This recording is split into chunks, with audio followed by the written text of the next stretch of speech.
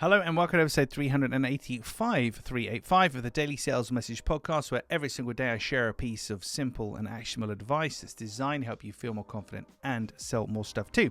In today's episode, we're talking about sales process. Most people know what a sales process is, and they have one, or they know they shouldn't have one, but a sales process of simple set of steps for how you sell to somebody.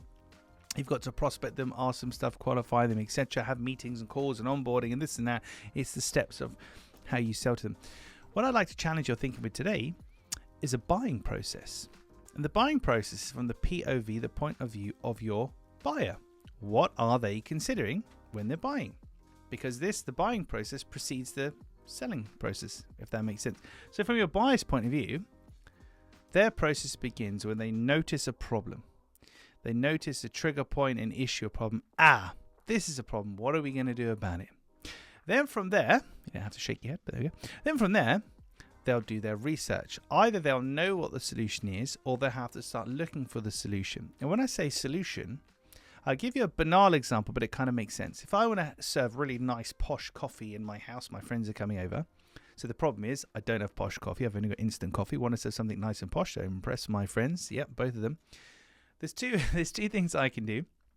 The first one is I can just get a really expensive jar of lovely coffee, maybe. Actually, there's a couple really. There's just regular, like posh instant coffee. I could do filter coffee, so just have a little filter there, put it in, etc. I could do cafetiere coffee, or I could do one of those coffee pod machines, or I could have an actual like full-on £1 million espresso machine. I'm sure not £1 million, but very expensive espresso machine like they do in the baristas have in Cafe Nero, etc. So actually, there's quite a few different options I've got there. At one point, I'm going to say, hey, do you know what? I think the cafetiere is the route I'm going to go for. So now I'm in the cafetiere marketplace, and I'm looking at the cafetiere suppliers. And that's where I may or may not find you, and you're trying to then differentiate against the competition. But notice how the thought process for your buyer is, I have the problem, how do I solve it, and then who? How do I solve it? Who will solve it?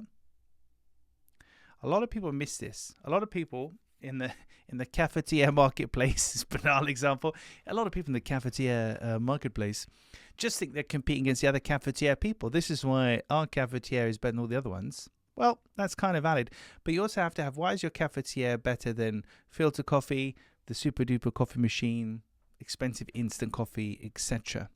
So the takeaway I want you to have today, after you have a cup of coffee, because I've had coffee about 1 million times, so now I want a cup of coffee, is can you, are you, and do you position your offering versus the other alternatives? So we have cafetiere versus other cafetières, but we've got cafetiere versus coffee machine, cafetiere versus filter coffee, expensive coffee, etc.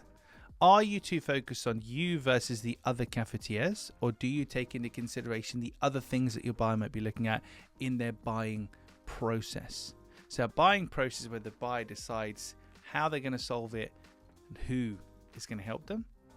Then they'll fall into your sales process of qualification, etc. But you've got to get them there first of all. Hopefully that made sense. Right, I'm off now for a coffee. Tomorrow, in episode 386, we are going to talk about lack of usage. If you don't use something enough, something I want you to do about that with your clients. I'll explain more about that in tomorrow's episode. In the meantime, if you haven't already, please hop on over to LinkedIn. You'll find me there, James Newell. Connect with me. Send me a DM. Let me know what you like about the podcast, anything you'd like to cover in a future episode. And maybe one day soon, I'll have an episode dedicated to you answering your very specific sales question. Thanks for listening and watching all the way to the end as I lose a little bit more of my mind. I'll catch you tomorrow for a less coffee-related edition of the Daily Sales Message.